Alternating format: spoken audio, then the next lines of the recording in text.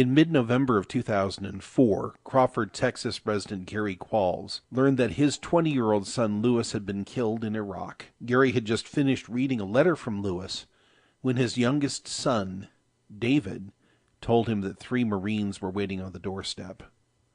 The Marines, of course, were a casualty notification team, and they had come to tell Gary that his oldest son, an honor student, a star athlete, a martial artist, a devout Christian believer, would never have sons of his own. He had been killed in Iraq by somebody else's son, somebody who saw Lewis not as a liberator practicing altruism at gunpoint, but as a foreign invader who needed to be expelled from his country. Gary Qualls was a Marine himself, and he had come close to death during one of the Imperium's previous exercises in lethal humanitarianism, this one in Bosnia. But nothing in his eventful life had prepared him for the news that his son was gone. In an interview with a newspaper, he later recalled that he walked up to the front door and all I could do was look through the glass and stand there and look at them, and I knew what was going on, and I said, "No, not my baby."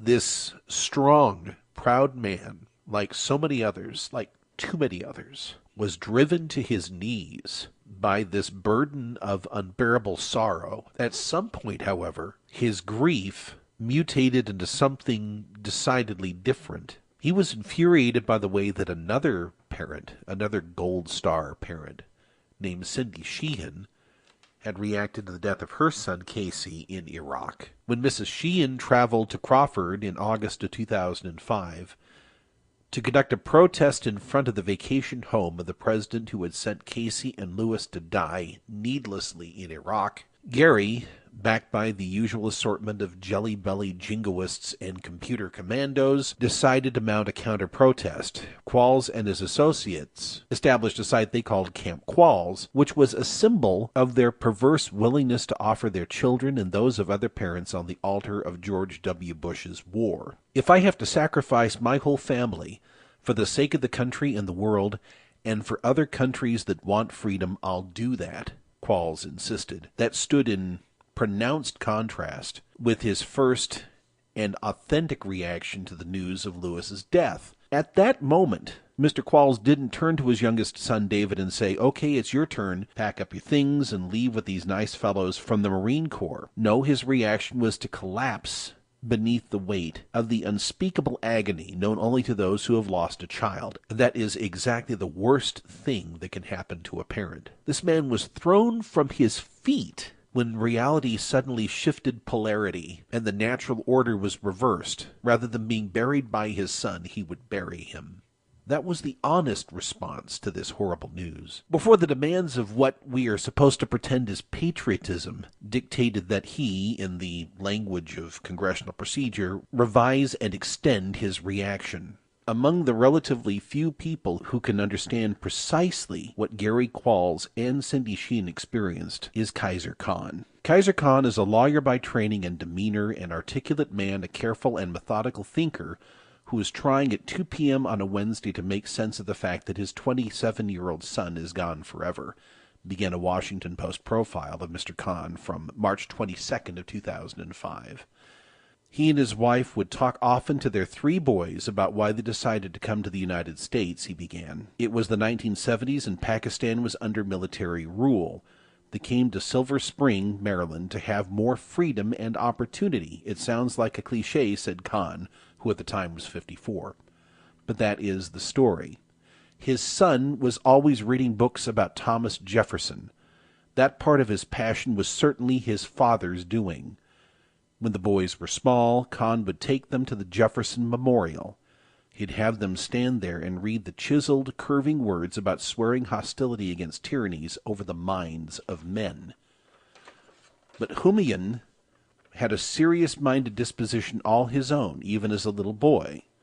He was the middle one, the comforter, the one the cousins would run to when they were being picked on. He gave swimming lessons to disabled children in high school. He had a sense of responsibility that his father cannot quite account for, other than to say, that's just the way he was. We always depended on his balanced approach to things, Khan said, fidgeting with the pen. It was not exactly surprising, he continued, that Humayun quoted Jefferson in his admissions essay for the University of Virginia, a line about freedom requiring vigilance. It was a bit surprising, though, when he signed up for ROTC and told his dad that after graduation in 2000 he wanted to join the Army. They had dinner conversations about it, Khan said, looking down at the wooden conference table.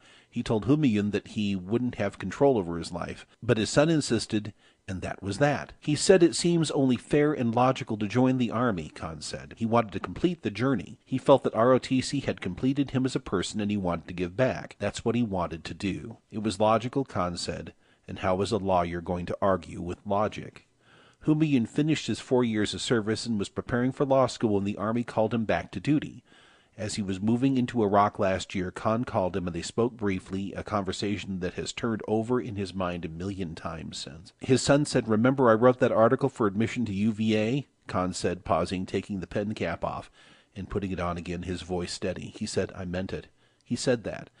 He wasn't going there through some thoughtless process or thoughtlessly following orders. He thought he was serving a purpose. On June 9th, 4 months after his arrival in Iraq, Humayun was killed by a car bomber.